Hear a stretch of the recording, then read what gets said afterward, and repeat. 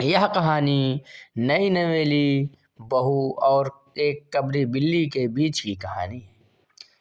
कबरी बिल्ली यदि किसी से प्रेम करती थी तो रामू की बहू से, और अगर रामू की बहू घर भर में किसी से घृणा करती थी तो कबरी बिल्ली से। यानी बिल्ली जितनी बहू से प्रेम करती थी उतना ही उसे नफरत थी, रामू की बहू को नफरत थी बिल्ली से। उसकी अभी नई नई शादी हुई थी, वह मायके से ससुराल आई थी। 14 वर्षीय बालिका कभी भंडार घर खुला है तो कभी वहीं बैठे बैठे सो गई। अर्थात जो रामू की माताजी थी उन्होंने पूरा दायित्व अपनी बहू को दे दिया और स्वयं पूजा पाठ भजन कीर्तन में जुट गई। कबरी बिल्ली को मौका मिलता तो वह घर में रखी हुई घी दूध पर जुट जाती। रामू की बहू की जान आफत में और कबरी बिल्ली के मजे। रामू के बहू घी दूध दही खीर छिपाते छिपाते तंग आ गई। जो भी बचता कबरी के पेट में। इस तरह रामू की बहू कबरी से पूरी तरह तंग आ गई थी। उसने अपने मन में ठान लिया कि अब इस घर में या तो कबरी रहेगी या मैं। दोनों में मोर्चा बंदी हो गई और दोनों सतर्क। कबरी के हौसले दिन प्रतिदिन बढ़ते ही जा रहे थे। एक दिन रामू की पत्नी ने रामू के लिए खीर बनाई। पिस्ता बादाम मखाने और तरह तरह के मेवे दूध में औटाए गए। खीर से भरकर कटोरा कमरे में एक ऐसे ऊंचे स्थान पर रखा गया जहां कबरी ना पहुंच सके। उधर कबरी कमरे में आई। नीचे खड़े होकर उसने ऊपर कटोरे की ओर देखा। सूंघा, माल अच्छा है। ताक की ऊंचाई अंदाजी और छलांग लगाई। पंजा कटोरे में लगी और कटोरा झनझनाहट की आवाज के साथ फर्श पर गिर गया। अर्थात नीचे पूरी खीर कटोरे सहित गिर गई। आवाज सुनकर रामू की बहू दौड़ी। देखा तो कबरी आनंद के साथ चटकारा लेकर मजे के साथ खीर खा रही है। सोच रही कितना बढ़िया माल है। रामू की बहू को देखकर कबरी भाग गई।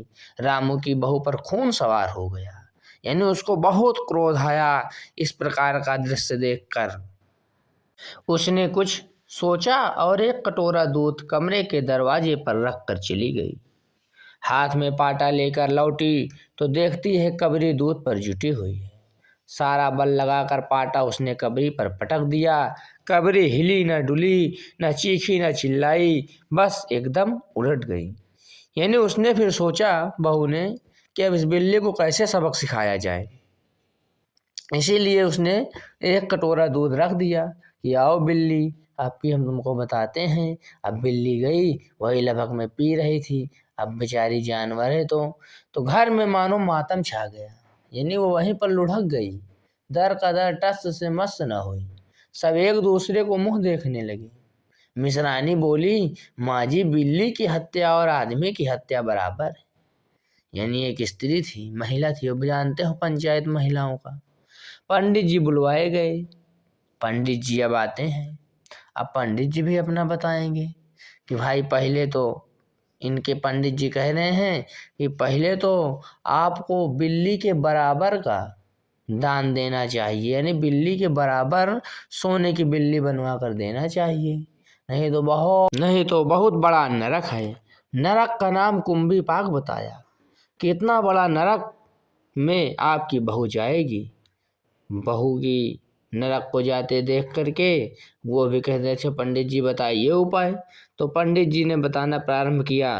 काफी भाव ताव के बाद पंडित जी ने उपाय में 11 तोले सोने की बिल्ली, 21 दिन के पाठ, 21 रुपए दक्षिणा और 21 दिन दोनों वक्त का भोजन निश्चित किया। दान के लिए 10 मन गेहूं, 1 मन चावल, 1 मन दाल, मन भर तिल, 5 मन जौ और 5 मन चना, 4 पसेरी घी, मन भर नमक निश्चित हुआ। 11 तोले सोने की बिल्ली बनवाकर लाने के लिए पंडित जी ने रामू की माँ से कहा कि अचानक महरी ने आकर कहा कि बिल्ली तो उठकर भाग गई। इस प्रकार यह कहानी समाप्त हो गई और पंडित जी के जितने भी स्वप्न थे सब मिट्टी में मिल गए और उनके ढोंग और लालच धरा का धरा रह गया और पंडित परम सुख अपने घर को उल्टे पैर चले गए। तो इस प्रकार भगवती चरण वर्मा जी भी लालच पर कटाक्ष करते हुए ये व्यंग्यात्मक लेख लिखते हैं।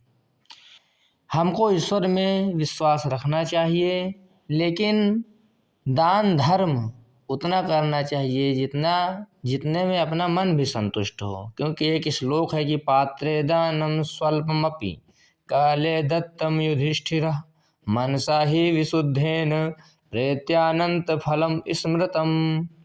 पात्र और समय का विचार करके सत्पात्र माने अच्छे व्यक्ति को, अच्छे ब्राह्मण को, अच्छे सपने से श्रेष्ठ व्यक्ति को थोड़ा दान भी देकर अनंत फल प्राप्त किया जा सकता है। तो दान हम किसको दें? जो श्रेष्ठ हो, जो लालची ना हो।